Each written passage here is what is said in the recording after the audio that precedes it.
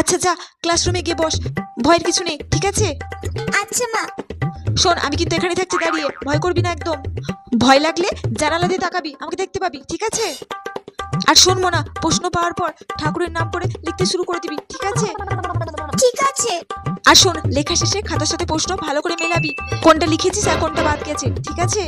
আর শোন, যেটা যেটা বাদ পড়ে যাবে সেটা আবার সুন্দর করে লিখে আসবি, ঠিক আছে?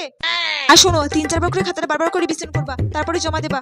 আর হ্যাঁ, সবারই শেষে কিন্তু পরীক্ষার হল থেকে বাইরে বেরোবা, আগে বেরোনোর কোনো দরকার নেই তাড়াহুড়ো করে, ঠিক আছে? ওই তো ঘন্টা পড়ে গেছে, যাও যাও, এবার তাড়াতাড়ি করে পরীক্ষার ঘরে যাও। ঠিক আছে মা, আমি তাহলে আসছি। আচ্ছা দাঁড়াও, শোনো শোনো, হাতটা দেখি, হয়ে গেছে, এবার যাও। ঠিক আছে, আমি আসছি। তুমি কিন্তু এখানে দাঁড়িয়ে থেকো, নাহলে কিন্তু আমি ভয় পাবো। তুমি এখানেই থাকবে, আমি যেন তোমাকে জানালা দিয়ে দেখতে পাই, ঠিক আছে? এ বাবা, হ্যাঁ থাকবো, তুই এবার যা। আসছি। আমি এখানে আছি, তুমি ভয়